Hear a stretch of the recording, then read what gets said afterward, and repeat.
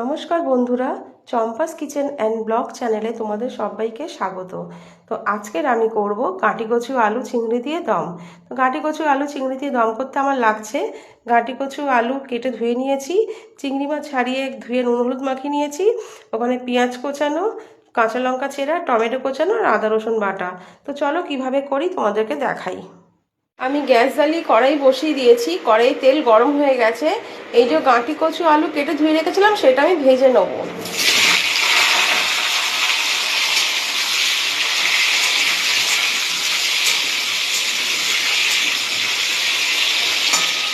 বন্ধুরা, অনেকে গাঁটি কচু আলু সেদ্ধ করে নিয়ে রান্না করে, আমি সেদ্ধ করে করি না, কারণ সেদ্ধ করে করলে না একটু হড়হড়েটা বেশি হয়, একটু লাল লাল করে হড়হড় করে, ওই জন্য আমি ভেজে নিয়ে করি। ভেজে নিয়ে করলে কি হয়, ওই যে হড়হড় যেটা করে লাল লালানি, ওটা হয় না।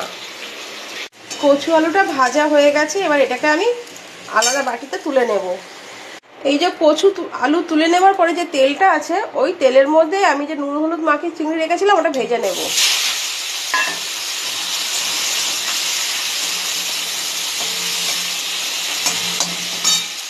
চিংড়িটা ভাজা হয়ে গেছে, এবার চিংড়িটাকে আমি তুলে নেব।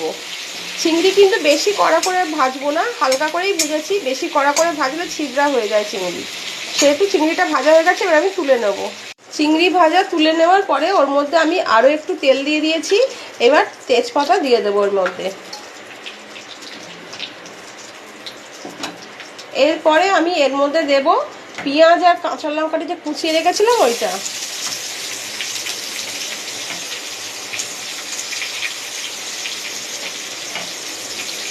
পেঁয়াজ কাঁচা লঙ্কাটা একটু ভেজে নেব। ভাজা হয়ে গেছে, এবার এর মধ্যে আদা রসুন বাটা টমেটোটা দিয়ে দেব, দিয়ে এটাকেও একটুখানি ভেজে নেব।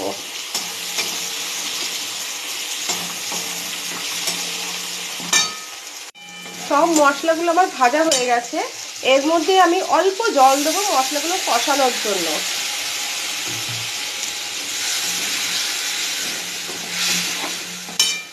এবার এর মধ্যে আমি দেব লঙ্কা গুঁড়ো,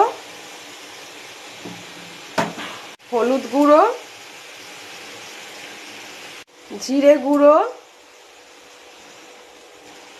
নুন। এবার সব মশলাগুলো আমি ভালো করে কষিয়ে নেব।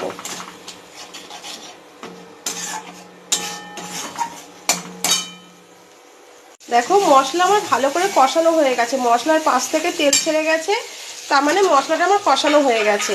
এবার এখানে যে চিংড়ি আলু আর কচু ভেজে রেখেছিলাম ওইগুলো এর মধ্যে দিয়ে দেবো, দিয়ে আরও সামান্য একটু জল দেব।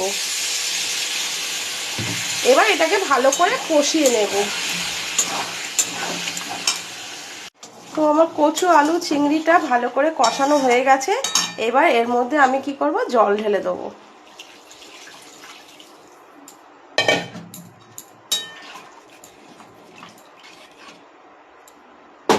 এবার আমি এটা সেদ্ধ হওয়ার জন্য ঢাকা দিয়ে দিলাম, সেদ্ধ হতে দেব।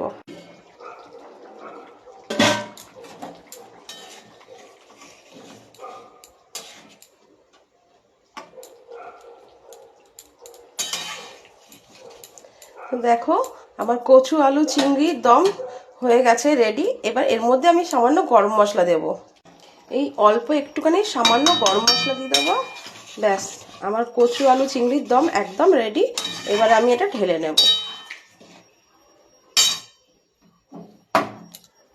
কচু আলু চিংড়ির দম ঠিক এই রকম হয়েছে। তো এটা খেতেও খুব সুন্দর হয়। তো তোমাদের যদি ভালো লেগে থাকে কমেন্ট বক্সে লিখে জানিও, আর আমাকে তোমাদের ভালোবাসা দিও। ধন্যবাদ।